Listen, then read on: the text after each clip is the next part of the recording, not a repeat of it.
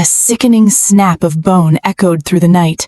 Right before Awa's paralyzed gaze, Mina's dark skin erupted, instant scales breaking across her flesh, glistening, pitch black with a sickly green sheen. Her arms stretched with a fluid reptilian agility, while her legs fused together, twisting into a powerful tail fin. The creature let out a guttural hiss before plunging into the pool. Welcome to the Palaver Tree, your home for captivating tales and haunting mysteries. If you love stories like this and haven't joined our community yet, take a moment to subscribe right now so you never miss an episode. And now, step into the story with us. The moving truck slowly pulled away, kicking up a fine spray of red dust against the pristine asphalt of the gated community. Awa stood motionless on the porch, her golden key clutched tightly in her palm. Her smooth, olive-brown face reflected a quiet pride, while the 2 o'clock sun caught the faint, subtle scar resting just above her right eyebrow. Adjusting her tailored beige silk suit, she took a deep breath, inhaling the crisp scent of fresh paint and freshly cut lawn. Bamba stepped up behind her. Smoothing his white linen shirt over his broad shoulders, he wrapped his arms around her waist, pressing a gentle kiss into the crook of her neck. We finally made it, our little slice of paradise. It's so quiet, Bamba, almost too quiet. Are you completely sure those rumors about the previous owner were just nonsense? Awa, come on, it's the 21st century. You're a bank executive, I'm an entrepreneur. Stories about curses and spirits are just excuses cooked up by people who refuse to work hard. In this house, we are guided by logic and our own sweat, nothing else. Awa smiled, grounded by her husband's firm grip and unwavering confidence. The rest of the day dissolved into the chaotic joy of unpacking. The sharp scent of cardboard and tearing packing tape gradually gave way to the heavy warmth of the tropical night. Draped in a loose, plum-colored silk gown, Awa settled onto the living room sofa after Bamba had drifted off, exhausted from the heavy lifting. The silence grew heavy, broken only by the rhythmic, steady lapping of the pool outside. Against her will, Awa's eyes grew heavy. The air inside her mind suddenly turned ice cold. In her sleep, Awa was no longer on the sofa. She was standing in a dim, suffocating kitchen, wearing a rough, faded maid's uniform. Her trembling hands reeked of harsh bleach and raw soap. Down the hallway, a familiar voice echoed from the living room. Bombas. Awa crept toward the corridor and froze.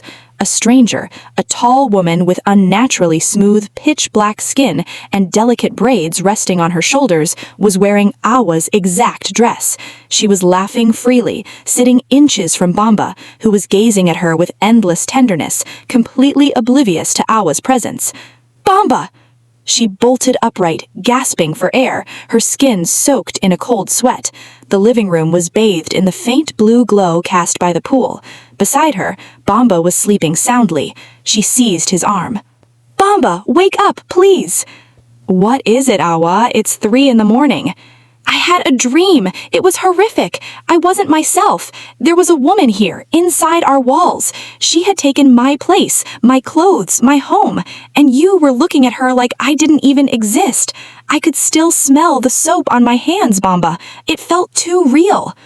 "Sweetheart, it's just the stress of moving and sheer exhaustion. You're working yourself up over nothing. Go back to sleep. We'll laugh about it over breakfast tomorrow." He rolled over and drifted back to sleep immediately. But Awa remained still, her eyes wide, staring at the blue ripples projected onto the ceiling by the pool. Deep inside her, a cold realization settled in. This wasn't just a nightmare, it was a shadow cast by a threat already knocking at their door. The piercing 10 o'clock light flooded the sleek, modern kitchen. Turquoise reflections from the pool danced across the ceiling in constant, fluid ribbons.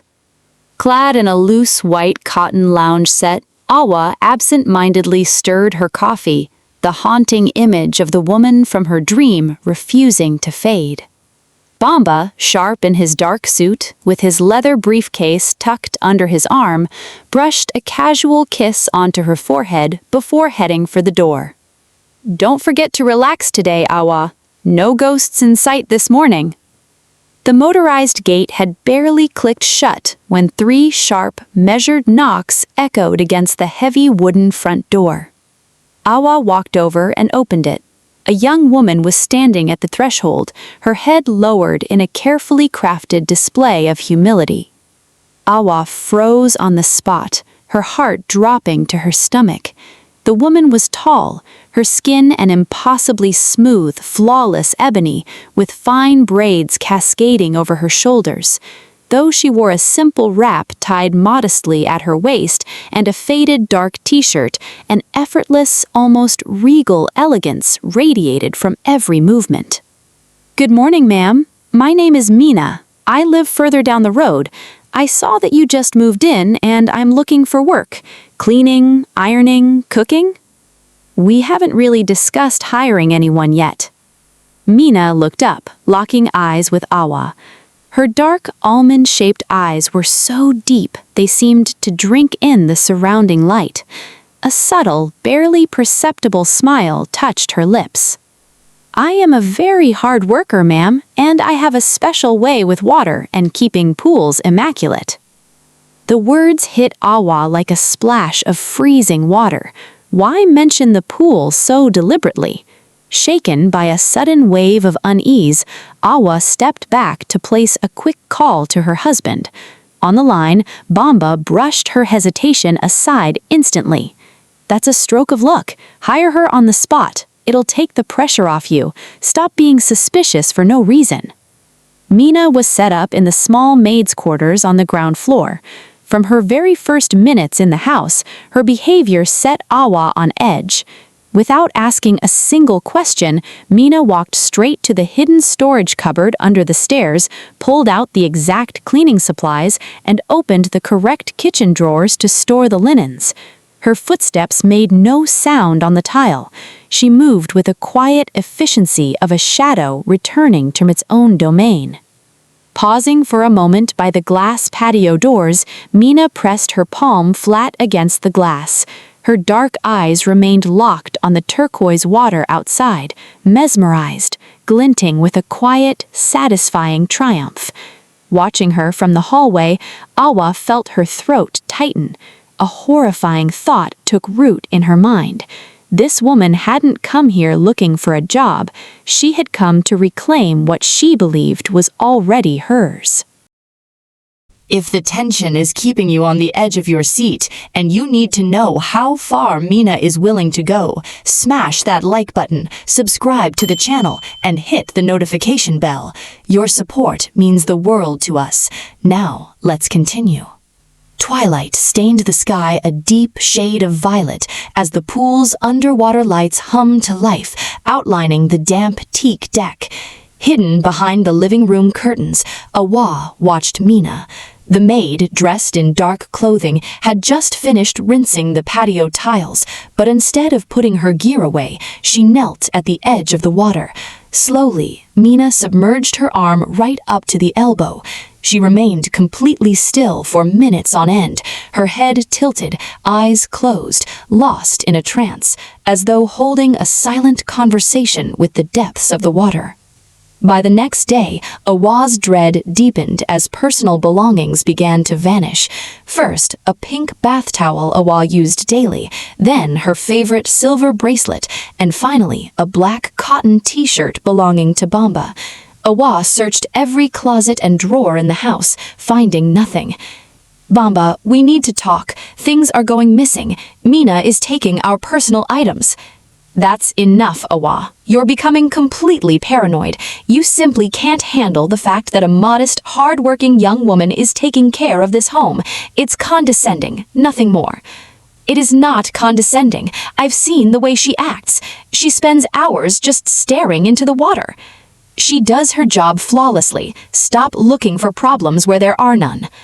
Around 2 in the morning, unable to sleep, Awa caught the faint sound of a low, rhythmic murmur coming from outside. Slipping onto the terrace, she spotted Mina crouching near the pool, a small black rosary sliding through her slender fingers as she chanted an inaudible litany. Sensing Awa's presence, Mina offered a serene, sickeningly sweet smile. "I was only praying for peace over this home, ma'am. The water brings me comfort." Awa backed away without a word, frozen to the bone. Bamba, once so attentive, was becoming more distant by the day, detached and inexorably drawn to Mina's presence. Alone in her bed, Awa felt a chasm of isolation opening beneath her. Her husband's total denial was trapping her in a terrifying solitude where she was beginning to doubt her own sanity. The mid-afternoon heat was oppressive beneath a heavy, storm-laden sky.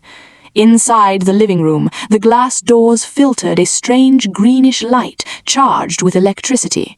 That was the moment Uncle Lamine made his unannounced arrival. Draped in a grand traditional robe of heavy wax print fabric, his salt and pepper hair and beard gave him a commanding presence. The moment he crossed the threshold, he stopped dead in his tracks, pulling back his sleeve, his eyes locked onto the floor tiles. "The air in here is heavy, Awa. A shadow is crawling across this roof."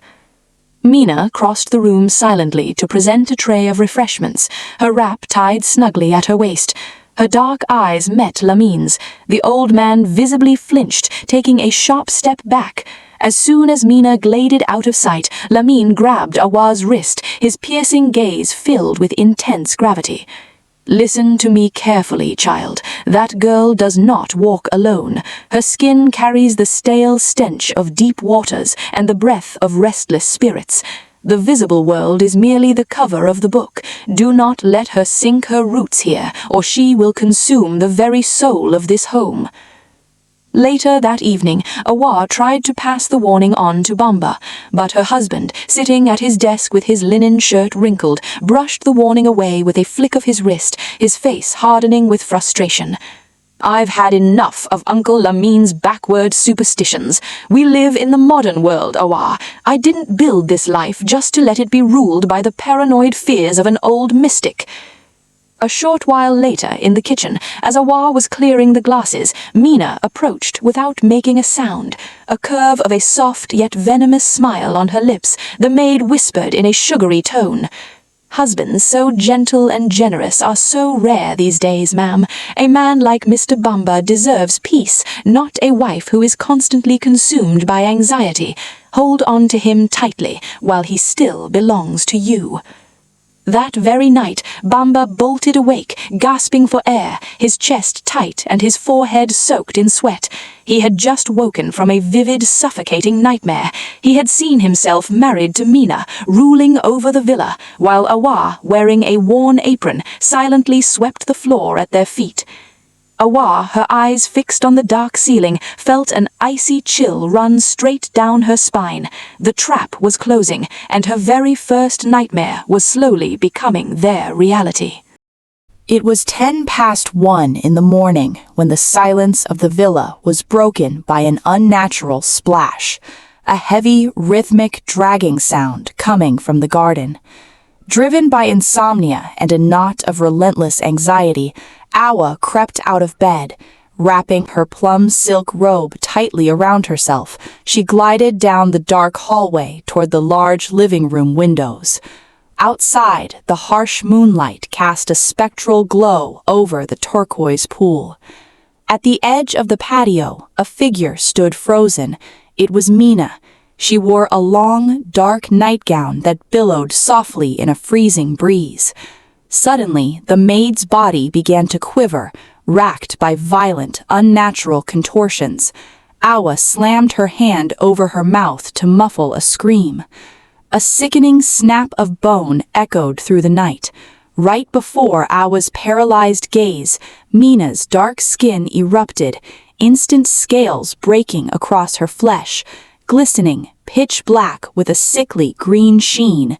Her arms stretched with a fluid reptilian agility, while her legs fused together, twisting into a powerful silver tail fin. The creature let out a guttural hiss before plunging into the pool. The water churned violently, spraying foamy white water across the teak deck, before a powerful wave swallowed the monstrous shape whole. "Bamba! Bamba, wake up!"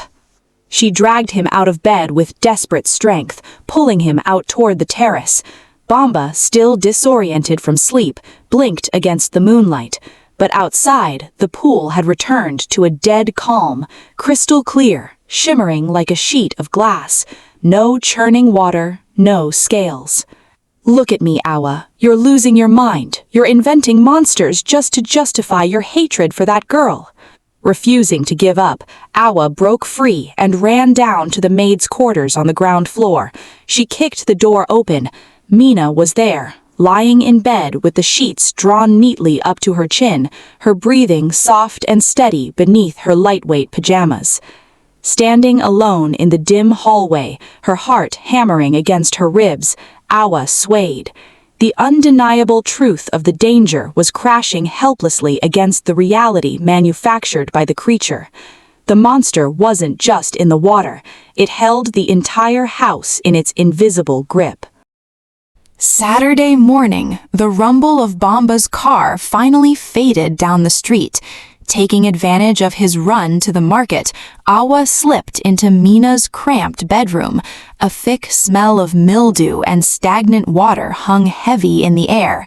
Kneeling on the cold floor, Awa reached beneath the bed frame until her fingers brushed against a hard surface. She pulled out a small chest made of dark wood. Her heart skipped a beat as she lifted the lid. Inside lay every single missing item: her pink bath towel, bound tightly with black and red twine, Bamba's folded cotton t-shirt, and a yellowed piece of parchment covered in an incantation that read, "May your blood flow endlessly until he leaves you." It was undeniable proof. Awa slammed the chest shut, shoved it back under the bed, and waited for her husband to return, her body trembling with the rush of an impending victory. The moment Bamba crossed the threshold, Awa grabbed him by the arm and dragged him down to the maid's room. "You refused to believe me? Look at what she's hiding under her bed." She pulled the chest out and threw open the lid. The inside was completely empty. Nothing, not a scrap of twine, not a single piece of clothing. Mina, leaning against the doorframe, watched the scene with wide, frightened eyes that projected pure innocence. Bamba placed a heavy hand on Awa's shoulder, his eyes filled with a cold, distant pity. "That's enough, Awa. You need help. I'm making an appointment for you with a specialist next week." By Monday morning, unable to breathe inside her own home, Awa confronted Mina in the living room. "Pack your things and leave. You're fired." Mina immediately lowered her head, letting a few quiet tears spill onto her dark wrap. "Have mercy on me, ma'am. I have nowhere else to go, but if I am causing trouble, I will leave." Bamba, stepping into the room at that exact moment, cut in furiously. "She isn't going anywhere. Mina stays at least until the end of the month. I make the decisions in this house." Awa stood frozen, her throat tight. Catching Mina's eye over Bamba's shoulder, she saw the maid's tears vanish in an instant, replaced by a victorious smile. The trap had sprung. The creature was now the true master of the villa. The final trap is set. But before you witness the unthinkable conclusion to this story, take a second to like the video, subscribe to the channel, and turn on notifications if you haven't already. Are you ready? Let's hear the end. 2 in the morning struck on the living room clock. In the gloom of the master bedroom, a warm breeze stirred the curtains. Awa was yanked from her light sleep by hypnotic, steady whispers floating up from the garden. Beside her, Bamba's side of the bed was completely empty. Seized by sudden panic, she raced out to the balcony. A pitch-black night enveloped the villa, broken only by a thin layer of mist hanging over the surface of the pool. Under the eerie glow of the underwater lights, Bamba stood right at the edge of the wet tiles, wearing only his lounge shorts. His eyes were wide open, completely vacant, devoid of any spark of consciousness.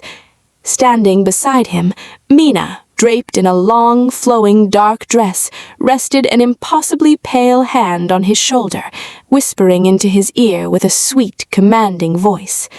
"Look at how it calls you, Bamba. The water craves your reflection. It is the only way for us to finally be bound together for eternity." "Bamba, no!" She burst through the glass doors and sprinted across the terrace. At the exact moment her outstretched fingers were about to brush her husband's arm, a violent freezing wind erupted, whipping through the palm trees. The pool water began to churn like a cauldron of poison. Without a moment's hesitation, his face frozen in a terrifying bliss, Bamba took a step forward and let himself sink willingly into the blue depths. Without a struggle, without even trying to catch his breath. "Bamba!" Driven by sheer despair, Awa plunged into the freezing water after him. She thrashed frantically through the dark depths, her eyes burning open under the churning water, searching for the outline of the man she loved. But her hands swept through nothing but an empty, bottomless darkness. When emergency services and the police arrived an hour later, divers retrieved Bamba's lifeless body from the bottom of the pool. His frozen eyes were still staring up toward the surface, unmoving. The lead investigator quickly ruled it an accidental drowning caused by a severe episode of sleepwalking. Meanwhile, the maid's quarters were completely bare. Mina had vanished into the tropical night, leaving behind no clothes, no fingerprints, and no trace that she had ever existed. Collapsed on the wet tiles, Awa wept in silence, consumed by guilt and the crushing certainty that their own skepticism had served them up as prey to the creature of the water. Facing the investigators as they scribbled out their reports under the harsh morning light, Awa remained silent. She could have screamed that the maid had transformed before her very eyes, that an aquatic spell had stolen her husband away, but she saw the condescending pity in their eyes, the look reserved for hysterical widows. She held her tongue, learning the bitterest lesson of her life: the unseen world mocks human logic. A week after the funeral, dressed in a heavy black morning gown, Awa packed the last of her belongings. Before stepping over the threshold for the final time, she walked out toward the pool. The turquoise water rippled gently, deceptively calm. Awa pulled the dark wooden chest from her bag, the one she had retrieved from under the bed, and hurled it with all her strength into the center of the pool. The surface shattered. A massive dark aquatic shadow briefly surged from the depths before dissolving away. A hushed voice, like the soft murmur of a wave breaking over sand, resonated through the quiet garden. "He belonged to me, just like the others before him, and you were nothing more than a guest." 6 months later, the villa had reclaimed its luster under a bright sun. The tragedy had been painted over with a fresh coat of white, and a new, prosperous couple was moving in, captivated by the beauty of the neighborhood and the crystal-clear pool. As the young wife began unpacking the first few boxes in the kitchen, 3 quiet, measured knocks sounded against the front door. She went to answer it. A young woman stood on the porch, her gaze humble, wearing a simple wrap. "Good morning, ma'am. My name is Mina. I am looking for work taking care of the house, and I have a special way with water and keeping pools immaculate." The new husband walked up behind his wife, a confident smile on his face. "Come on in. Speak with my wife. We could actually use the help." As Mina glided across the threshold with fluid grace, a brief ripple disturbed the surface of the pool outside. For the fraction of a second, 2 dark, lidless eyes gleamed beneath the water before disappearing into the deep. To open your home is to open your soul, and not every presence deserves to step across the threshold. Sometimes evil doesn't storm through the door with a crash. It slips in quietly, a gentle smile on its face, cloaked in the garment of humility. Refusing to believe in what lies beyond reason does not make it any less real, because some truths cannot be explained, they can only be suffered.